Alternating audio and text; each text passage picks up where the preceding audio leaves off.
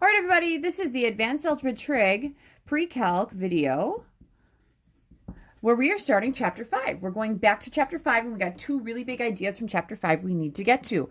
I'm going to preface this video by saying a couple things. Number one, you will need your unit circles. I have a unit circle that I have right here. I'm going to be bringing it out every once in a while. You will also, I'm also going to do two videos on this. I'm going to do the first 5 or 6 problems in the first video, and then I'm going to do the last ones. I have 10 problems for this one.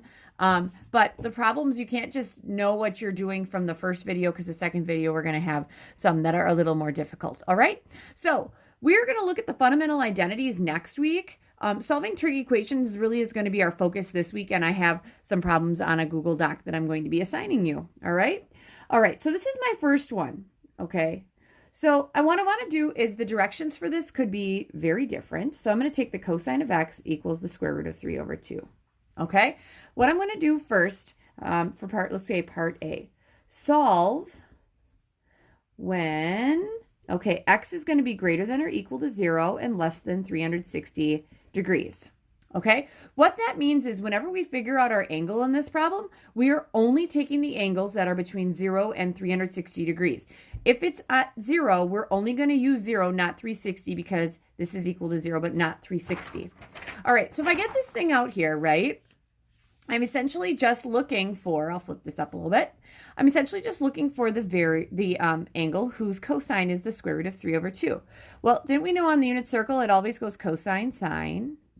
And if we need the tangent, that is the sine over the cosine, which will be really big later, which is the y coordinate over the x one. So those are all the things I need to know on my unit circle. So hopefully you guys, you have those unit circles, or you go online and you look at a unit circle. All right, so if I'm solving for x's that are greater than or equal to 0 and less than 360, I'm looking for x coordinates that are the square root of 3 over 2. Well, that would be pi over 6. So x is my angle. That could be pi over 6. Now, here's the thing. I like pi over 6. But the thing is, this is looking for degrees. So pi over 6 is 360 or 300 degrees, or 30, I'm sorry. And then the other coordinate where your cosine is the square root of 3 over 2 is right here. That's 330 degrees. Okay, so that's the first way that that could look. All right. Okay, same problem, B. Solve when, let's say x is greater than or equal to 0 and less than 2 pi. Now, this is kind of, I'm going to put an asterisk there. This is really where I'm going to be looking for things, okay? So again, you have this isolated. You're just looking now for angles in radians that are between 0 and 2 pi. So square root of 3 over 2 we said was right here. That's pi over 6. And the other one we said was 11 pi over 6, which is 300. So I got pi over 6 and 11 pi over 6. So x would equal pi over 6 and 11 pi over 6. I like that. All right, this could also look like this. Solve for any x. And you'll see a couple of them like this.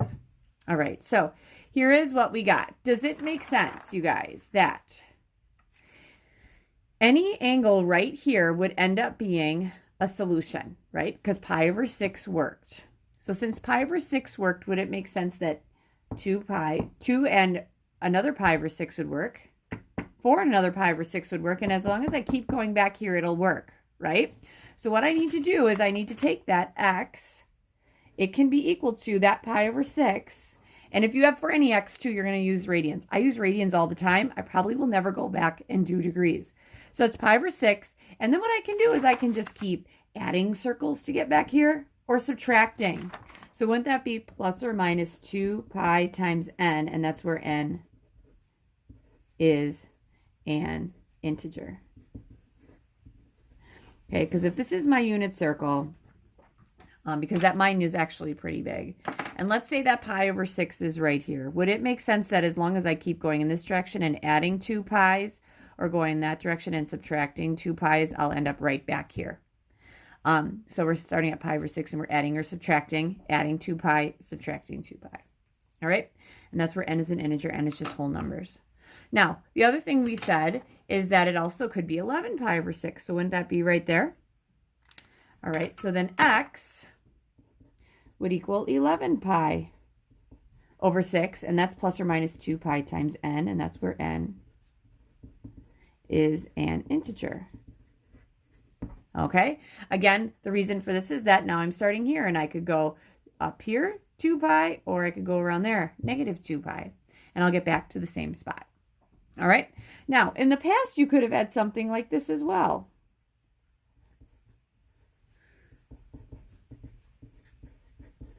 Okay, this meant the angle whose cosine is the square root of 3 over 2. Now, here's the thing. This is the inverse function. So the function has to contain either one of these. Do you guys remember a long time ago when we were all together, the cosine, we use angles from 0 to 180, which makes sense because that's our x-coordinates. We'd either go to the right and use the first quadrant and the left and use the second.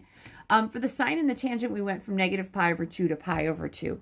So since this is what I'm looking for, would it make sense that the only angle I'm looking for is right here, and that would be 11 pi over 6. So x here would be, I'm sorry, pi over 6, my bad. So that would just be a pi over 6. I'm going to just forewarn you that you won't get problems like D because we did those in chapter 4. It's just that all of these kind of things actually ask the same kind of a deal. All right. So the first one, this is the problem for the whole thing. First one, I just looked for angles between 0 and 360, and that was just at 30 and 330. The second one, now I'm looking for those exact same angles in radians. That's pi over 6 and 11 pi over 6. And then for C, I'm looking for all of the angles. Well, if we remember correctly, doesn't the cosine, the cosine starts at 1, right? So it does something like this. So everything that goes to that spot would end up having an answer. So that's why I'm adding 2 pi, because that would be a full period. So for any pi, it would be that pi over 6 plus or minus 2 pi times n, and then 11 pi over 6 plus or minus 2 pi times n. And then finally, like the old ones that we've been doing, and it's been so long, if I'm looking for the angle whose cosine is the square root of 3 over 2, and I'm looking at the inverse function, I can't have two answers. I only need one. It's the 11 pi over, or the pi over 6, because pi over 6 is in the first or the second quadrant. All right? So this thing is going to come in handy as we go through. So that's question number 1. I broke it down into 4 different things. You will not need to break anything down into 4 different things. I will just have directions. All right. So I think for my purposes in this video for so far, what I'm going to do is I'm going to stick to thetas for my angles. So let's say for all of these, we're going to solve for theta has to be greater than or equal to 0 and less than 2 pi. So what that means, you guys, is all of our answers are going to come straight dab from here. All right. We're not going to add or subtract. The second video, what I'll do is I will take all of them. All right. So this is question number 2. All right. The sine of x equals 1/2. All right. So again, what we're going to do is we are looking on our unit circle. And I'm going to write up here that, remember, it goes cosine sine. And I'm not worrying about the tangent, so I don't worry about it. So I'm looking for a y-coordinate that is 1/2, and I have to be in radians. So the y-coordinate's 1/2 at pi over 6, so x can equal pi over 6. Or my y-coordinate's 1/2 over here at 5 pi over 6. It doesn't matter which order you put them in. All right, so that's it for that one. All right, number 3. Okay, third one, the tangent of x equals -1. All right, so again, I'm looking for angles between 0 and 2 pi. The tangent has to be -1. So what we're trying to do here is we're thinking about, okay, so the sine, or the cos, it goes cosine sine, and then on the unit circle, if I need the tangent, we said that was the sine over the cosine, or that'd be the y-coordinate over the x. So what we have to do is we have to think about over here is, okay, if I'm looking for the angle whose y over x is -1, wouldn't I need to have it to be like either a number over the same number, that this guy would be negative, or the top one would be negative and the bottom one would have to be? All right, so x equals, so let's look at our unit circle. The coordinates that are the same, these are my favorites. They're like the 45s. All right, I need them to have different signs. That's at 3 pi over 6, and then or 3 pi over 4. And the other one I know is at 7 pi over 4, because these both have x's and y's, but they're different signs. So we're going to go with 3 pi over 4 and 7 pi over 4.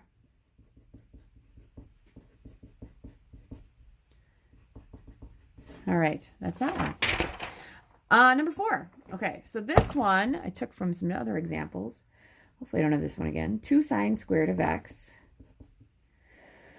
plus the sine of x equals 1.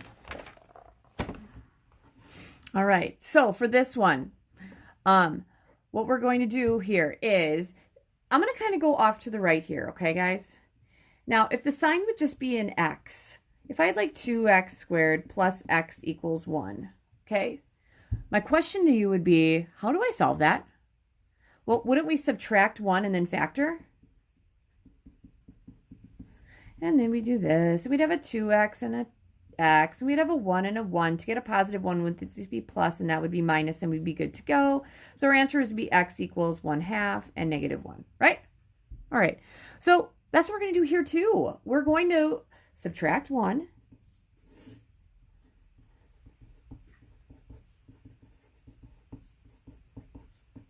And we're going to factor it. All right, that equals 0. So 2 sine squared. Okay, 2 times the sine squared, isn't that going to be a 2 times the sine? And then a sine of x? 1 is going to be 1 and 1. Okay, on the outside I have a 2 sine of x, and the inside I have a sine of x. So I need to be a positive 2 sine of x and a negative one of those. All right, so here we go. The next thing we do, I know that here we just kind of add or subtract or whatever in our heads, but here I'm going to say this, that this guy 2 times the sine of x minus 1 equals 0, or the sine of x minus or plus 1 equals 0. Okay, here we're going to add 1 and divide it by 2.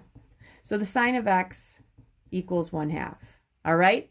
So when I'm looking at this, the kind of the important thing is that I want them to end up looking like these. I want the trig ratio with an angle isolated, and it equals some kind of ratio. So the sine of x equals 1/2. So again, sine is your y coordinate.